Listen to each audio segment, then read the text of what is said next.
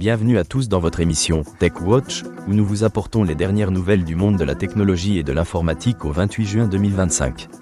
Nous avons des informations cruciales à partager avec vous aujourd'hui. Commençons par une nouvelle marquante. Soitec a décidé de reporter l'augmentation de la rémunération de son directeur général, Pierre Barnabé.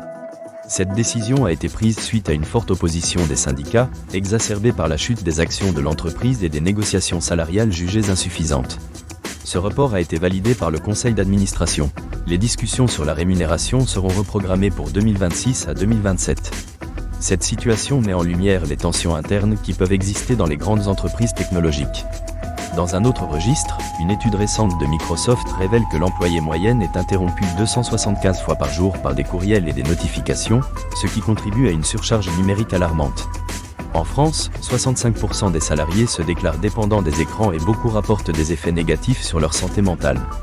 Malgré une demande croissante pour des mesures de déconnexion, le respect de ce droit reste souvent insuffisant. Cette réalité soulève des questions essentielles sur l'équilibre entre vie professionnelle et vie personnelle dans un monde de plus en plus connecté. Microsoft fait face à des retards dans le développement de ses puces d'accélération d'intelligence artificielle, avec sa première puce, Braga, retardée de 6 mois. Les performances de ces puces sont également revues à la baisse par rapport à celles de Nvidia, ce qui pourrait avoir des répercussions sur la position de Microsoft dans le secteur de l'intelligence artificielle. Meta est en négociation pour acquérir Playay, une start-up spécialisée dans le clonage vocal. Cette acquisition s'inscrit dans la stratégie de Meta d'élargir son influence dans le domaine de l'intelligence artificielle, une tendance que l'on observe également chez plusieurs grandes entreprises technologiques. En matière d'investissement, Gatewatcher a reçu un soutien de 25 millions d'euros de la Banque européenne d'investissement. Cet investissement vise à accélérer la recherche et l'expansion internationale de la société dans le domaine de la sécurité réseau, un secteur en pleine croissance face à l'augmentation des cybermenaces. Des chercheurs ont récemment découvert une vulnérabilité dans la fonction directe SEN de Microsoft 365, permettant à des attaquants d'envoyer des courriels de phishing à partir de périphériques internes sans authentification. Cette faille souligne l'importance d'une meilleure configuration de la sécurité dans les outils que nous utilisons au quotidien.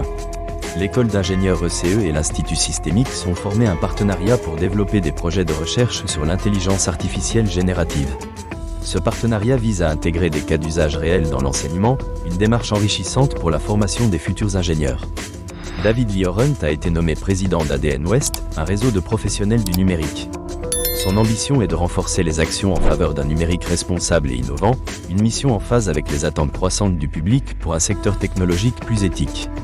En matière de cybersécurité, 4 personnes ont été arrêtées en France, soupçonnées d'être impliquées dans la gestion de Bridge Forum, une plateforme de vente de données volées.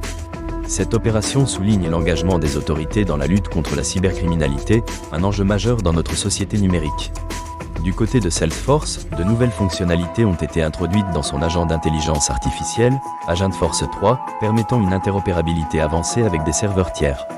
Cependant, cette avancée soulève des préoccupations quant à la sécurité des données.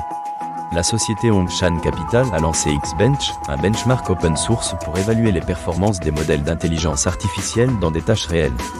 Cet outil vise à combler les lacunes des méthodes d'évaluation traditionnelles, ce qui pourrait transformer la manière dont nous mesurons l'efficacité des systèmes d'intelligence artificielle.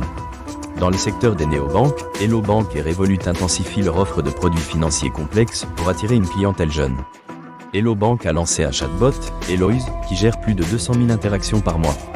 Revolut a développé un robot advisor pour faciliter les investissements. Ces banques demeurent prudentes face au risque d'erreur de l'intelligence artificielle, cherchant à établir la confiance des clients. Somfy déploie un système de planification des ressources de l'entreprise basé sur SAP S/4HANA dans le cadre de son programme SO1, visant à standardiser et numériser ses processus métiers à travers 30 pays d'ici 2027. Ce projet pourrait transformer l'efficacité opérationnelle de l'entreprise.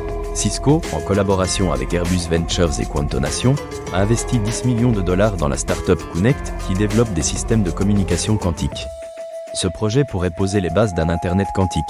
Des chercheurs universitaires ont développé un outil d'intelligence artificielle pour détecter et corriger les vulnérabilités dans les projets open source sur GitHub. Les experts appellent à une vigilance accrue dans l'utilisation de ces technologies. Seth Ravin, président-directeur général de Rimini Street, remet en question les modèles de support des grands éditeurs de logiciels d'entreprise. Il prédit une évolution vers des solutions plus flexibles basées sur des interfaces de programmation d'applications et des microservices.